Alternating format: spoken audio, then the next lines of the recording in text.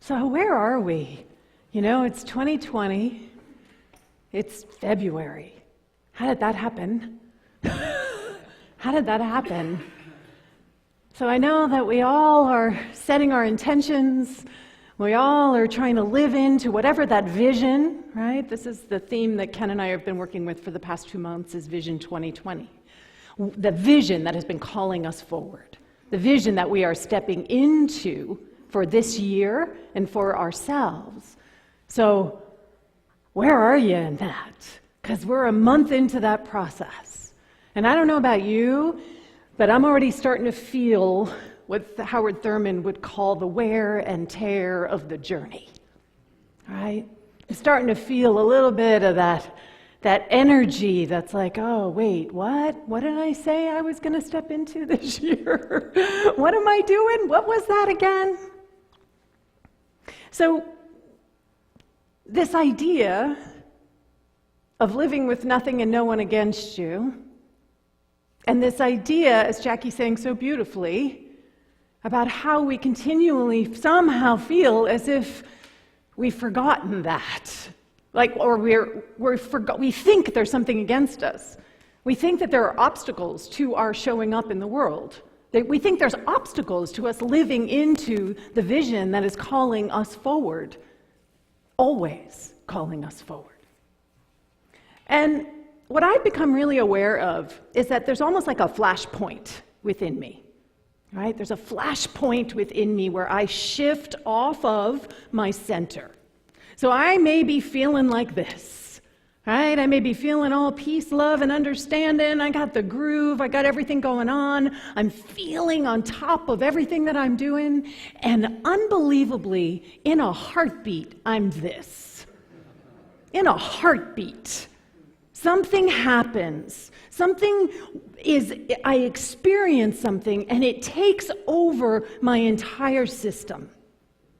And where one moment I literally was just cruising along, the next minute I'm angry and frustrated and pissed off and just angry at the whole world. And it's when that happens that what I call, and what the Q process calls, being in enemy territory. I went from the understanding that I am a divine being having a divine experience and everything is working for me, to all of a sudden I am in enemy territory and something is against me. And that something could be my computer because it's not doing what I want it to do.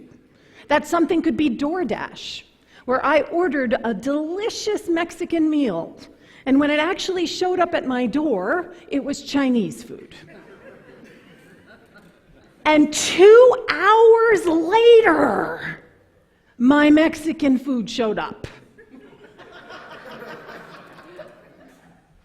With my wife standing out on the street, waving madly to the DoorDash person, saying, "This is where we live." All of those small little pieces that all of a sudden we find ourselves going from being like grounded, centered, and suddenly we're not. And those are the small things, right? Those are the small things. Then there's also the bigger things that are happening. And those derail us for a lot longer. I mean, granted, I recovered from the DoorDash fiasco pretty quickly once I actually got my food. But that's not necessarily always our experience when things are happening and we feel like we're in enemy territory. So when we're in enemy territory, we know we're in it because we're having uncomfortable feelings, because we're having unpleasant sensations. Has anybody here feel that? Like all of a sudden you feel this tightening in your belly, right? Your throat gets closed off maybe. You feel a tension. You can get a headache. Like all of those sensational things that can happen in your body. And then the troublesome thoughts. The thoughts that just keep going and going and going and going. What is wrong with that person? Why did they have to do it that way? Why? I don't understand. What is wrong? Right? And it just keeps going around and around and around. Am I alone in this? Okay, just checking. So that place, that understanding, that feeling as if we've suddenly landed in enemy territory is arising from our own sense of pain or loss or wounds or our sense of not enoughness or our sense of unworthiness. It's arising from a place within us that is asking to be healed. It's arising from something within us that is saying, heal this, and then what you are seeking to step into is actually going to be possible. But this is something that is asking to be healed from within you.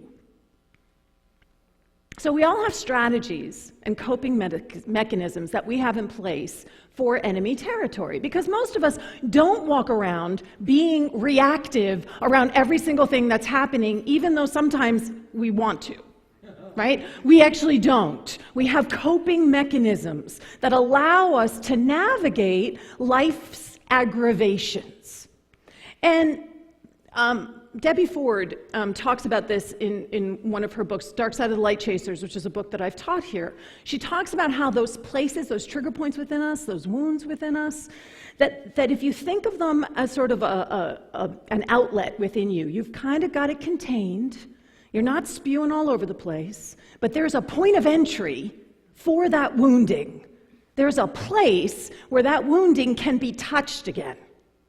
And then all it takes is the right person or situation or experience that plugs into that wound that you have.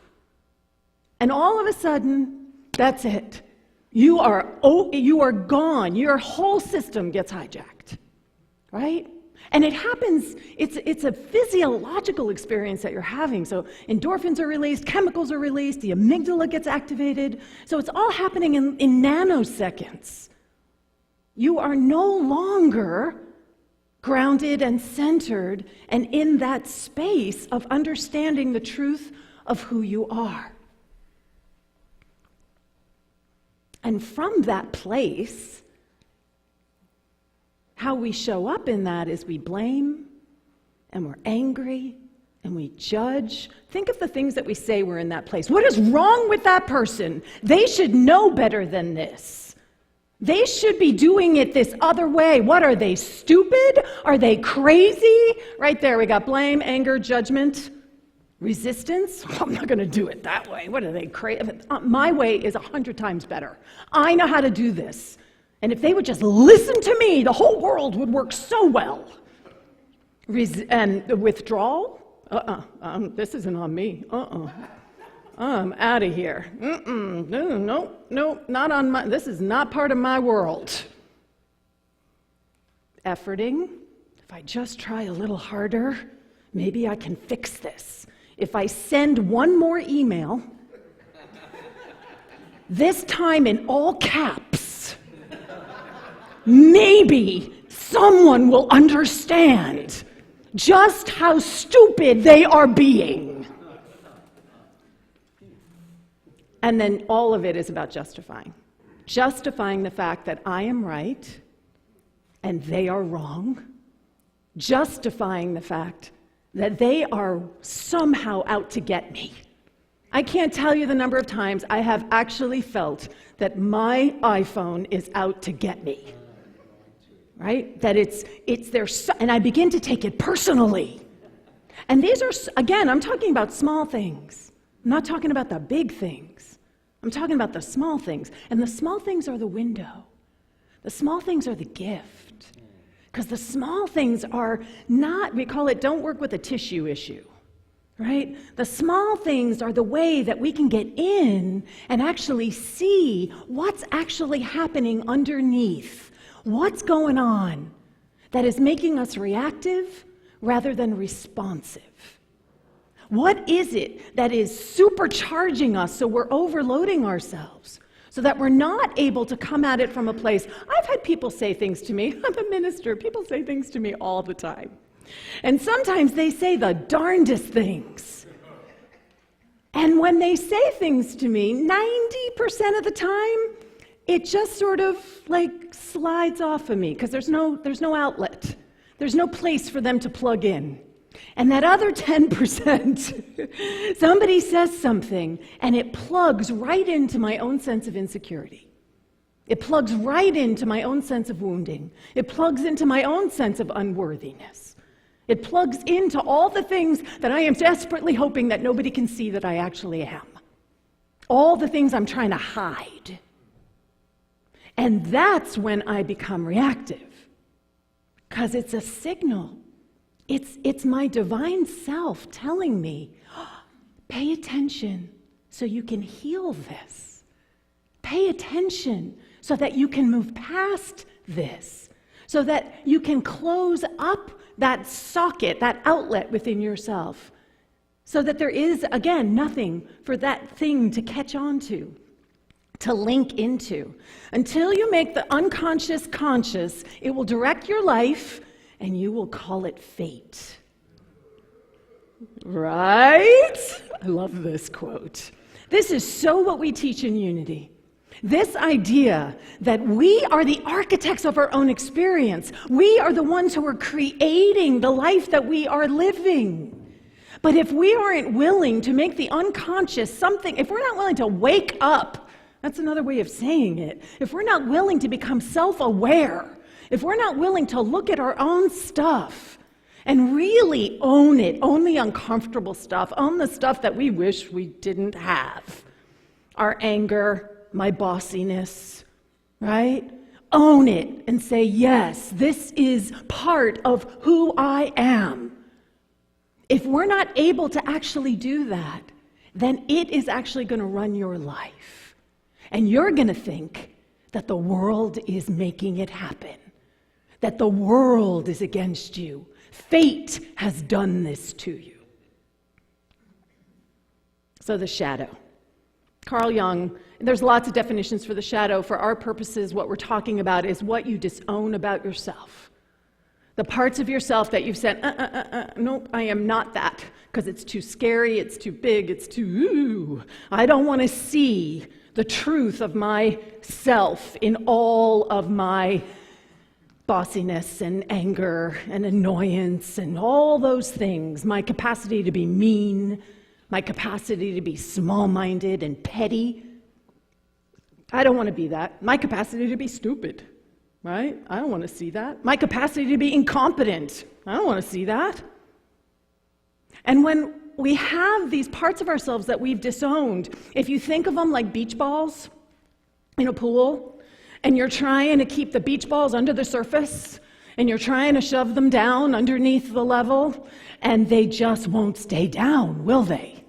They just, whoop, they pop up in unexpected ways. In moments when you're like, whoa, where did that come from? Right? You've ever had that experience? Or somebody says something to you, and all of a sudden you're like, rah! You're like, where did that come from? Why am I reacting like that? Whoa! Now, if we don't have enough capacity to be self-aware and say, what is that? What is that beach ball that just blew up in my face? If we're not willing to do that, that beach ball, and we sit on it like, oh, no, let's not look at that, then it's just going to keep happening again and again and again and again and again. And you know that sense when you feel like you're stuck, where you feel like you're not moving forward, where the vision that's calling you forward isn't actually manifesting, because you find as if you're looping back around. It's because there's something in your life that is seeking to be healed that you have chosen not to pay attention to. There is something within you calling out for your greater wholeness. Now, because we're sitting on these things and we don't want to look at them, and we're really hoping that nobody else can notice how ugly and icky they are, but they're still with us. They're still with us. Just because we're trying to hide them doesn't mean they're not with us. How they show up for us is because I don't want to own that it's mine. So guess what? I'm going to project it out there on the world. That's what I'm going to do with all of that ickiness that I don't want to own for myself. I'm going to put it out there. So all the ways that I'm feeling bossy, and I don't want to acknowledge that I have that capacity within me to be bossy, guess what my experience is probably going to be? I am going to meet bossy person after bossy person after bossy person, because I am projecting that onto the world around me. And I'm doing it from a place of avoidance, and I'm doing it from a place of separation. I am not that, so I am judging them. Look at how horrible they are. We see things not as they are, but as we are. And really take a look at the cartoon. We see things not as they are, but as we are. No matter how hard we may try to keep ourself out of our perspective, it is always present. How aware of it are you? How conscious of it are you? Do you even notice it? Or are you too busy blaming and putting it off on everybody else? If everybody else would get their act together, the world would be a fabulous place. If I ruled the world, everything would go so smoothly.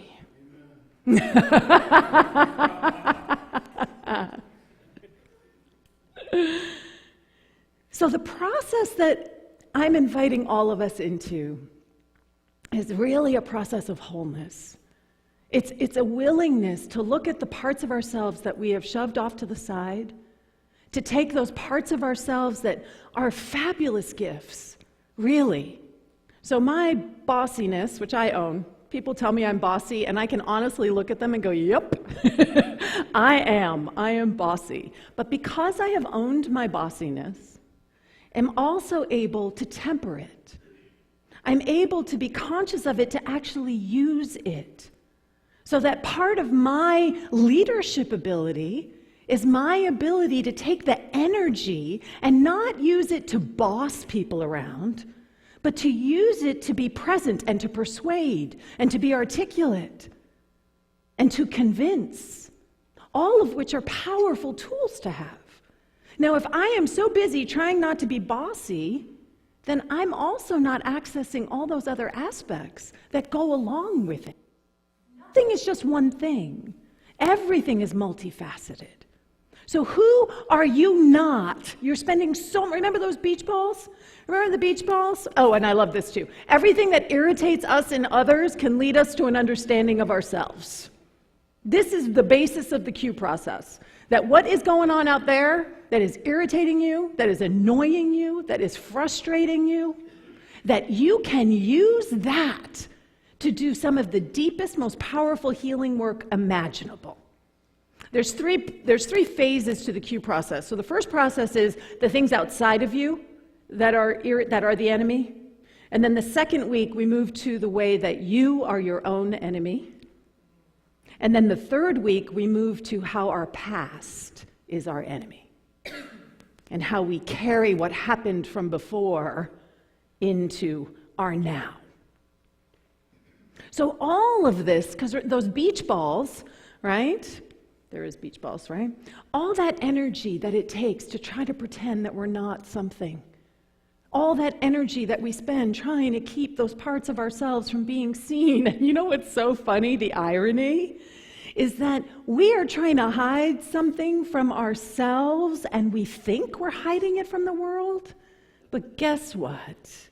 Water's transparent.